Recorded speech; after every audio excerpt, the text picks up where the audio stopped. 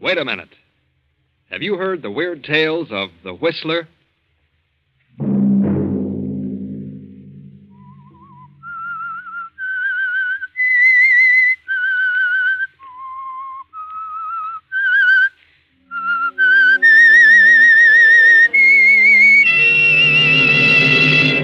I'm the Whistler.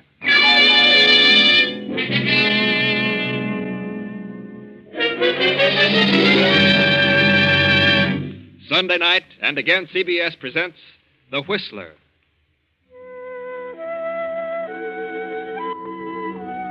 I, the Whistler, know many things, for I walk by night. I know many strange tales, many secrets hidden in the hearts of men and women who have stepped into the shadows. I know the nameless terrors of which they dare not speak. And so I tell you the amazing story of House of Greed. A taxicab rolls through the night and comes to a stop before a brownstone mansion on West 52nd Street. The driver opens the door, and a handsome, well-dressed man steps out, pays the driver, slips quickly up the stairs, fumbles with a bunch of keys, but the door opens. Oh, hello, Jackson. Mr. Talbot, welcome home, sir. Where's Mrs. Talbot? Oh, she left 3 days ago. Went to the place in the Catskills. There's a note on your desk, sir. Oh, good. Your brother, Frank, is waiting in the library. Oh. Hello, Frank. What do you want? John. Now, look, Frank, I told you the last time I'd give you no more money. Oh, but it isn't gambling debts this time. I'm reforming. I'm going to settle down and work. Work? I met a big cattleman from South America. He has a very lovely daughter. And she talked her father into letting me buy an interest in the business. How much? 10,000. Oh, I'm sure I'll make good, John. Oh, very well. I don't mind doing something like that for you. When are you leaving? Tomorrow. I've had a plane reservation for 4 days.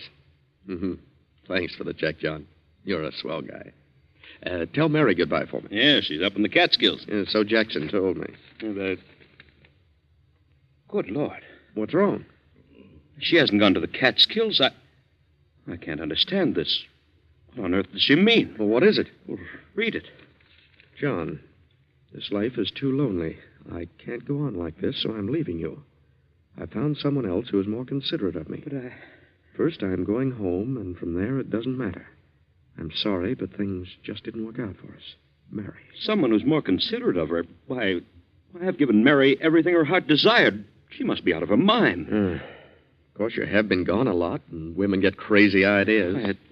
It's knocked the pins right out from under me. Yes, I can see that. You'd better take it easy for a while. Yes, I feel, I don't know, kind of sick.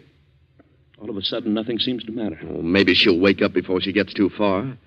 Perhaps I'd better cancel my trip for a few weeks until you get straightened out. No, never mind. I'll pull myself together. I wouldn't have you sidetrack your plans for the world. I think you better go now, Frank. I'd rather be alone. All right. But don't do anything foolish. What do you mean? Well, if you brood about it, you're liable to get some crazy ideas and end up really holding the sack. Good luck, Frank. Lots of luck. Thanks. Goodbye, John.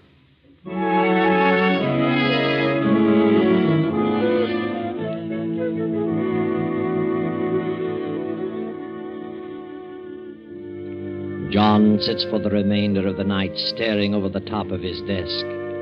The next morning, he closes the house and starts on Mary's trail, which takes him to London, Paris, Berlin, all over Europe, but to no avail.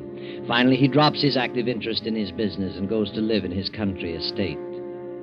Then one day, 14 years later, he finds himself on a honeymoon. He has married a widow named Helga. Well, John, dear, we got away without too much trouble. Well, it does seem a bit silly, rice and honeymoons at our age. Our age? Well, you sound as though we're a couple of old grannies. I'm 36 and you're 45, and I certainly don't feel old. Why, of course you're not, Helga. Oh, dear. John, now that the wedding's over, there's something I haven't told you. Oh, now I haven't said anything because I was afraid it might make a difference. I know what it is. You have a son. How did you know? I wondered when you were going to mention it. Oh, well, he finishes school this year. It's been quite a struggle putting him through college, but he's very bright. Paul has studied hard and managed to cram 2 years into one. Could he spend the summer with us? Why, of course. Oh, John, you're a darling. I should be able to find a place for him in the business. Oh, ask him to come down to our place in the country. Oh, thanks, John. You're wonderful.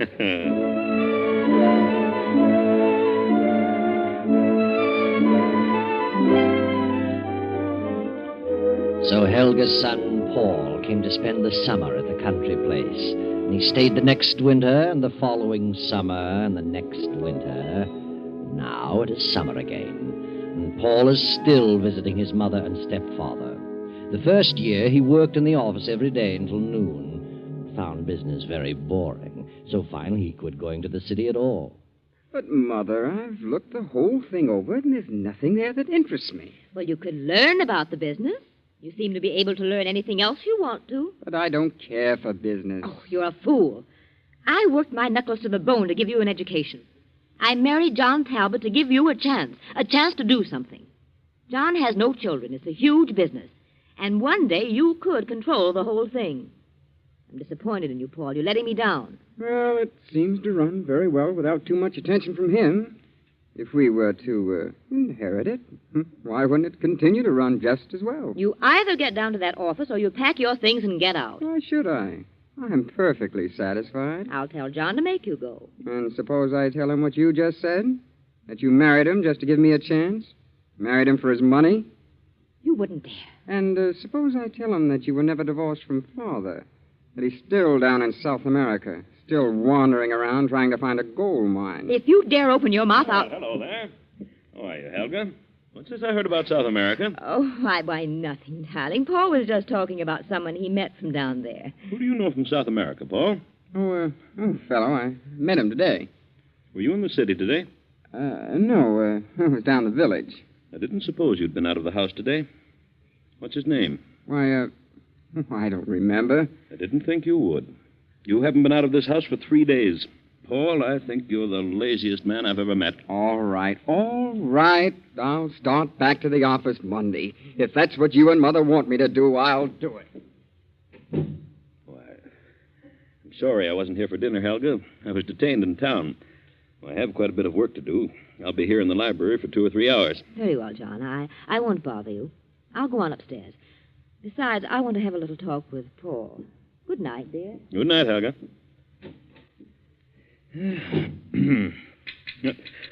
What on earth? Who's out there? Why? What do you want out there? May I come in? I want to talk with you. Well, why do you come to the library windows? Why didn't you ring the bell? I didn't want to cause a disturbance. Disturbance?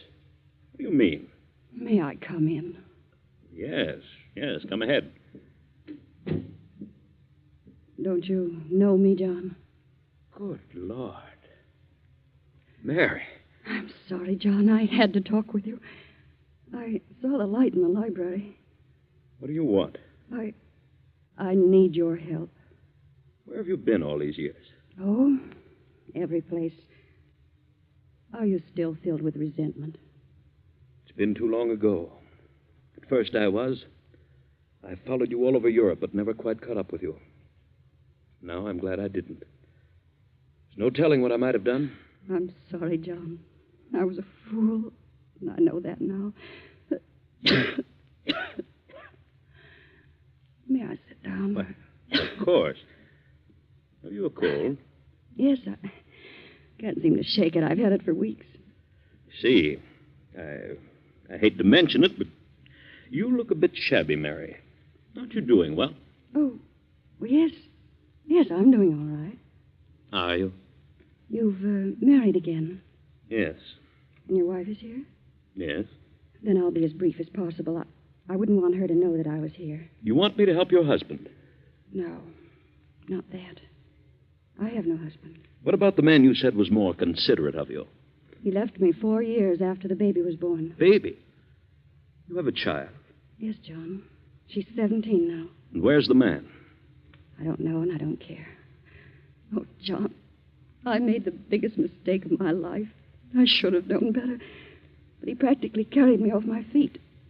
And I learned later, to my sorrow, that he was not worth shooting. Where's your daughter? She's in a school in Vermont. I've worked hard to give her an education. I've done everything I could do to give her a chance. I've not seen her very often. But now, well, I'm sort of cracking up. I've been ill a lot, and I seem to have trouble getting a job. Job? What kind of a job? Why, any kind of a job. What have you been working at, Mary? Oh, John, I've made such a miserable mess of it. I was never able to face things. I always took the line of least resistance. What a shame. And now I've come to the end of my rope. Joan has finished school. She's a lovely girl, John. I can't let her know. I can't take her with me. Why not? She deserves so much more. She deserves a chance in life. I want you to do something for her. Why should I? Because she's your daughter, John. Yeah. My daughter? Yes, yours and mine. She was born 7 months after I left. Here's the birth certificate. Please, John, do something for her. She shouldn't be made to suffer for my mistake. She's innocent. Well, does she know I'm her father? No. And she doesn't remember the other men. Here, I'll give you her address. Fernwood College.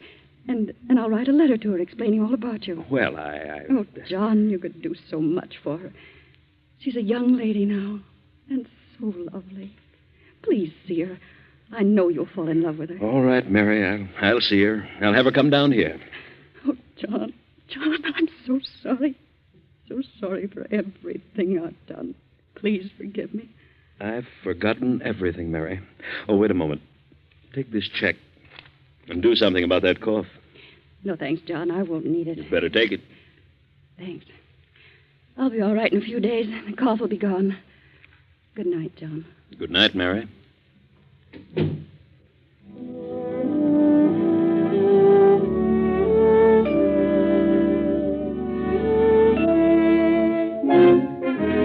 If he brings this girl here, do you realize what it means, Mother? Yes? It's his own daughter.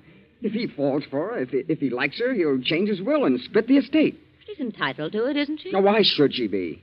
Strange girl he didn't even know existed. Popped up out of nowhere and cheats us out of half the estate. I know what you mean. We've been here for several years. You're his wife. It isn't fair. What would you do about it, Paul? I'd see that she didn't get anything. How would that be possible? Suppose she didn't like it here. Supposing that before John got attached to her, the things happened that would make her dislike everything here. If she runs away soon enough, he won't change his will. Perhaps you're right. And if she doesn't? Then maybe something could happen to John. Later, something could happen to the girl.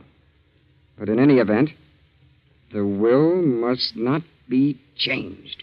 Where do you get such ideas?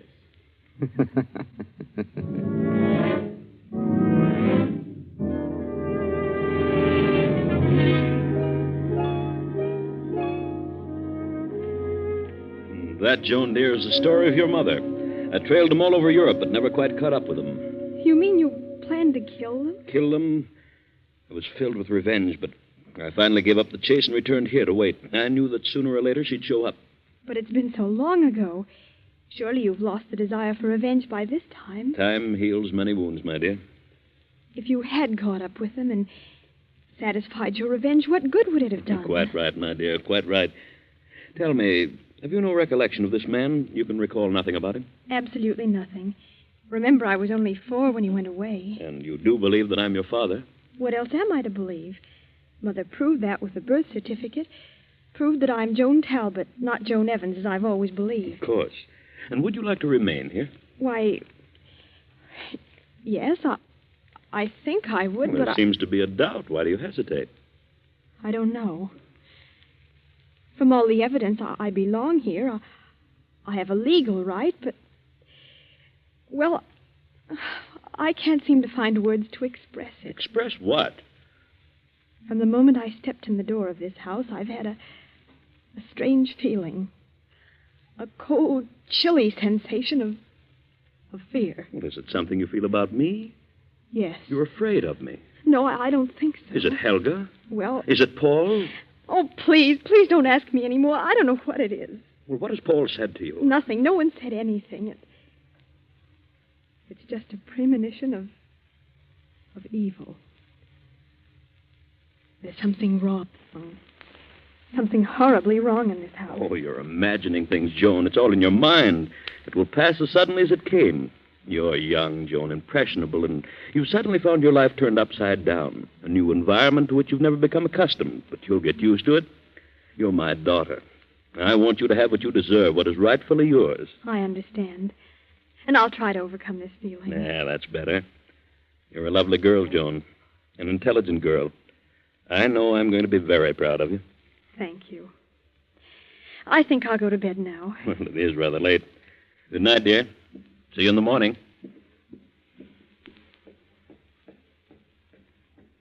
Hello? Paul, what are you doing here on the stairs in the dark? I wanted to tell you something. What? You're very, very beautiful. Your eyes, your hair, just like gold. Gold moonbeams. And soft. Paul! And your throat. Your throat is slender and soft. Like... Take your hands off my neck. Paul! I don't know many girls. Girls don't like me. Let me by. You don't like me either, do you? Well, I know. I can tell. Elsie didn't like me either. She was afraid of me. Who's Elsie? She was a girl in the village. She worked here in the summertime. No one knows what became of her. What? I don't remember what happened to her. But her throat was slender and white, like yours. Let me by.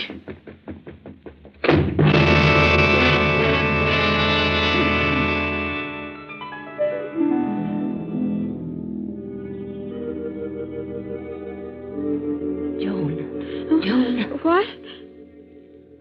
Who's here? Who's in this room? Don't turn on the light. Helga. What do you want? I must talk to you. What about? You're not safe here. No one is safe in this house. You must leave at once. What do you mean? What's wrong? The house is wrong. It's filled with evil and hate. I know. Why do you stay? I can't leave. It's too late. But you must go at once. Do you mean that Paul? That's part of it. Then what else? John. John? What about him? I can't tell you. But you must believe me. What about my father? He doesn't believe he is your father. And he's planning to get revenge on your mother through you. I don't believe you. I won't. Get away while you have a chance. No. I won't run from it. I'll face it, whatever it is. Very well. Good night, Joan.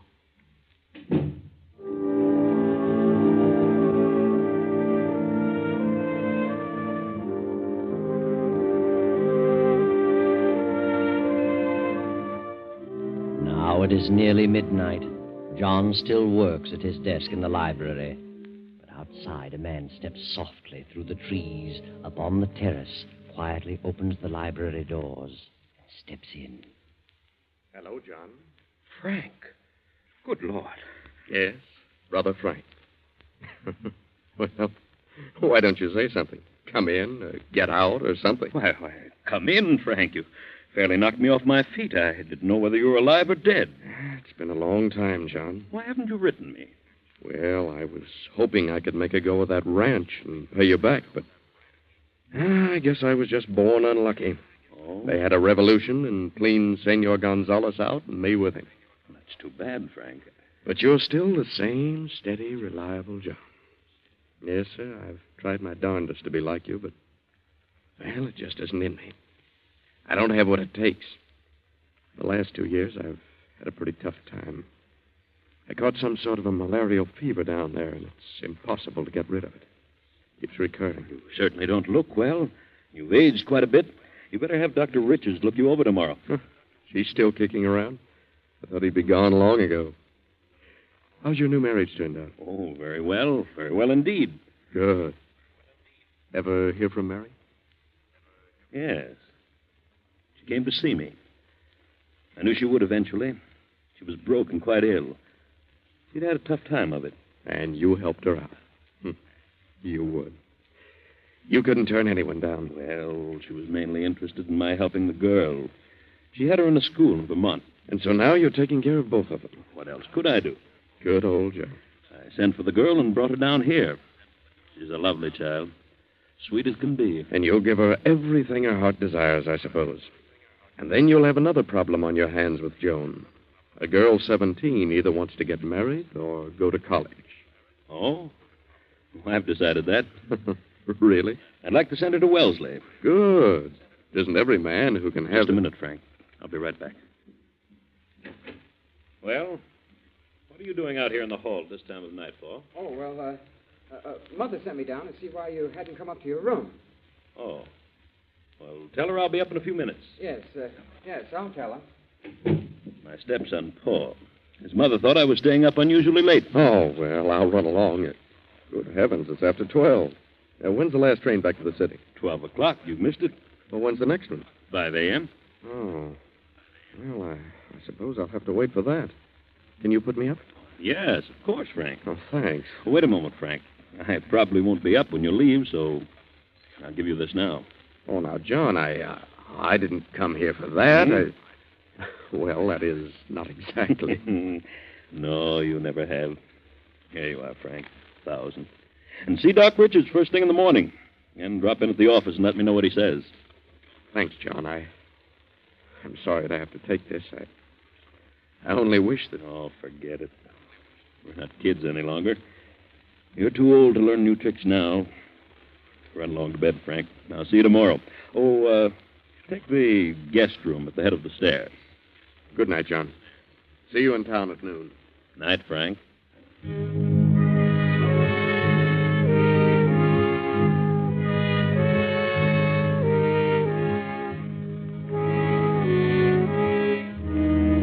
The clock strikes 3 as 2 figures slip down the darkened hall and quietly enter John's bedroom. Then a few minutes later, the same 2 figures make their way in the moonlight through the trees to the back of the estate, carrying a long, gruesome bundle wrapped in a sheet.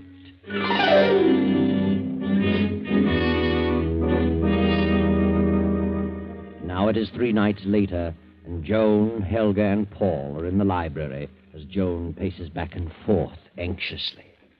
But where could Father have gone? He didn't say a word about going out of town. Oh, maybe he doesn't want to come back. Why not? I don't know. Maybe he doesn't like it here. You should have listened to me. But you didn't say anything about... Well, you just mentioned me. Could have been a mistake. I just had a weird feeling of impending disaster. Something is wrong, I know. If I didn't belong here, if I could leave, I'd not stay another moment. Who knows what will happen next? I know. What do you know? I know what'll happen next. They always happen in twos. Many people have come here and stayed a while and then suddenly disappeared. What time is it? 11:30. There's a train at 12. I'm leaving here. Hello? Yes, this is Joan Talbot. What? Good heavens, who? Where? Yes. Yes, I understand. Yes, I'll be here. Yes. Who was it? I don't know. I've never heard anything like it. What do you mean? It was a man, and he... What man? He said he had a message for us, and he'll be here at 12 o'clock, and to wait for him in the library. The police? I don't know. He said he'll come to the garden windows, to the library window. Who could it be? I don't know. But we'll wait. I'm going to see this through.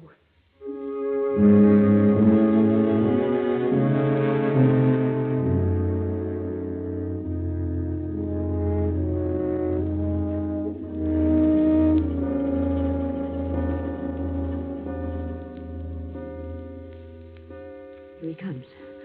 Through the garden. Who is it, Mother? I don't know.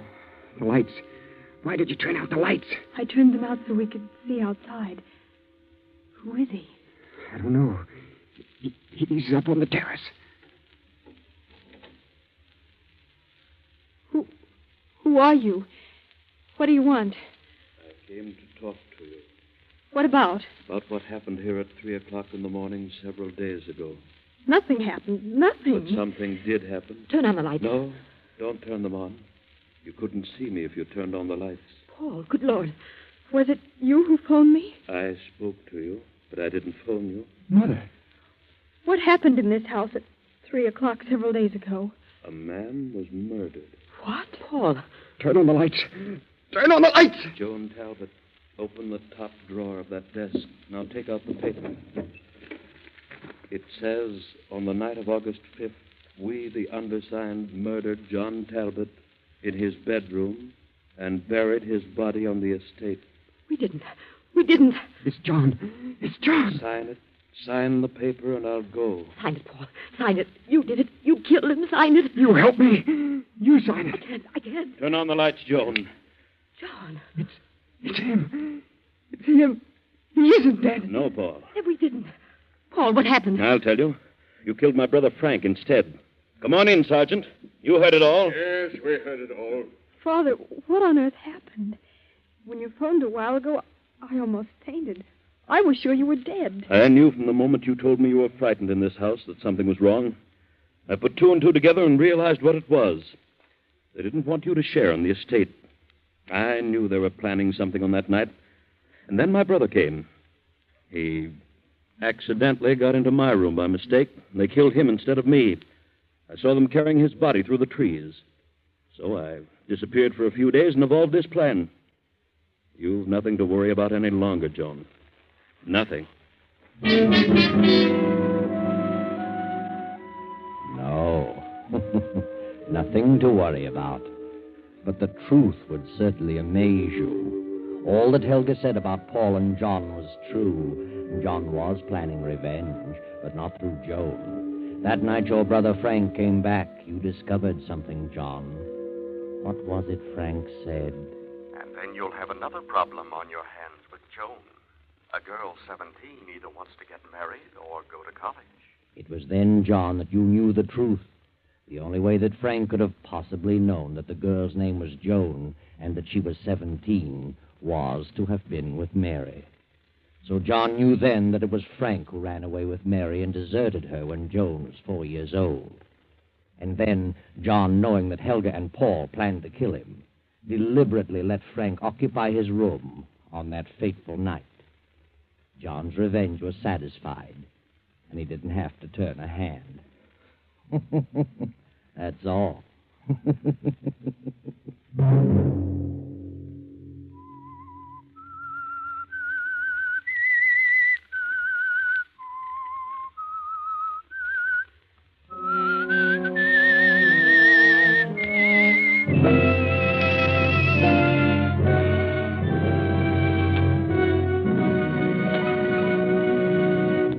CBS has presented The Whistler.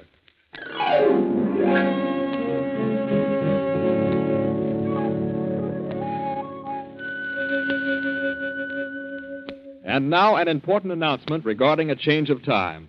Beginning 1 week from tomorrow night, on Sunday, September 13th, The Whistler will come to you at 9:15 p.m.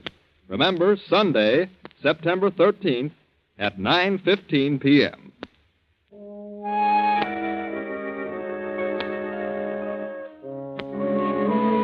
Original music for this production was composed and conducted by Wilbur Hatch. The Whistler is written and directed by J. Donald Wilson and originates from Columbia Square in Hollywood. This is the Columbia Broadcasting System.